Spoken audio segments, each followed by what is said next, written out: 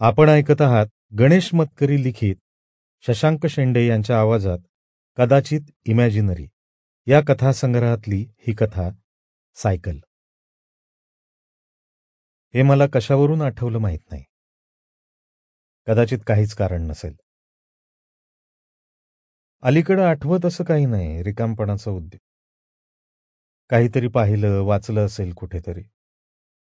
परवा जुन्या फायली काढून बसलो, त्यात काही होतं का? इतका कचरा झालाय घरात, आणि त्यातल्याही अर्ध्या गोष्टी कशाला ठेवल्यात तेही आठवत नाहीये. कसले तरी फॉर्म्स, पत्रांचे खरडे, जुनी कटिंग्ज, कसली तरी तिकीटं. फेकूनच द्यायला हवं सगळं. संगीत करत असे मध्ये, वेळ होईल तेव्हा. आता मला काही मुहूर्त लागत नाही. पण परवा बसलो तेव्हा त्यात पाहिलेलं काहीतरी कारण झालं असेल या जुन्या गोष्टी आठवायला.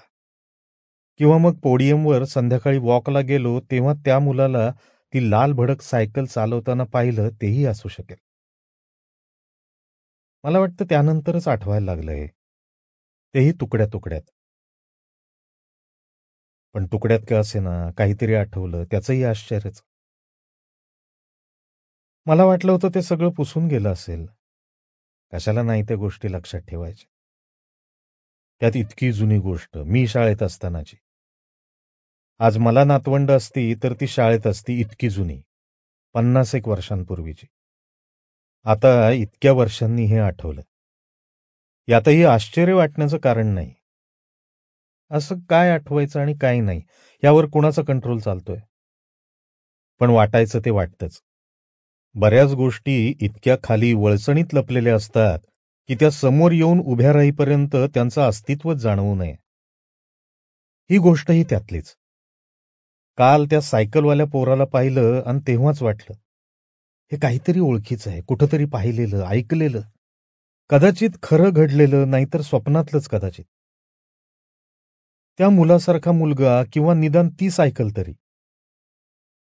म्हणजे तीच नाही, पण तशीच दुसरी. संध्याकाळभर हे डोक्यात घोळत राहिलं. आणि रात्री बिछाण्यावर आडवा पडलो तर आठवायला लागलं काही काही. अगदी विकी दिवाळीनंतरच्या पहिल्या शनिवारी शाळा सुटल्यानंतर माझ्या घरी आला तिथपासून आठवत गेलं. पण नाही, खरं म्हणजे त्याच्याही आधीपासून, नक्कीच त्याच्याही आधीपासून.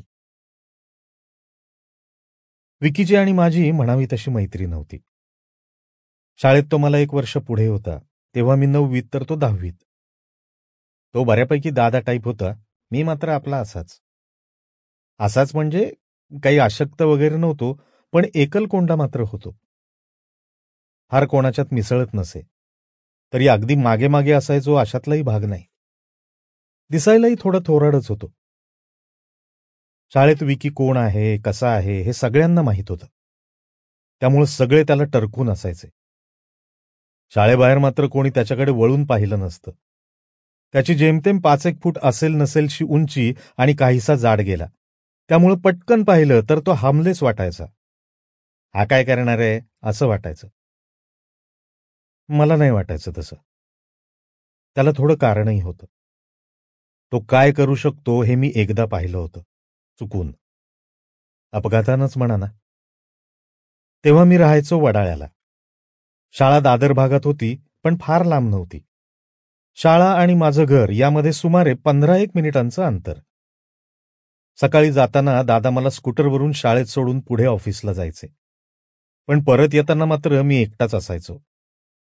रस्ता अगदी सरळसोट होता आणि मला चालता चालता जाम कंटाळा यायचा. मग मी उगाचच वेगळे रस्ते शोधून त्यांना शॉर्टकट म्हणायचो. आता प्रत्यक्षात ते शॉर्ट असणं नसणं एवढं महत्वाचं नव्हतं. महत्वाचं होतं ते त्यांचं नेहमीच्या रस्त्यापेक्षा वेगळं असणं. तेवढं झालं की मला बरं वाटायचं.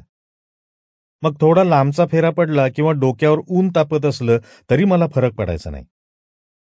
असाच एकदा शाळेतून परत येत होतो. माझ्या परतीच्या रस्त्यावर मध्ये एक मोठी कॉलनी लागायची. बैठ्या किंवा 1 मजली घरांची.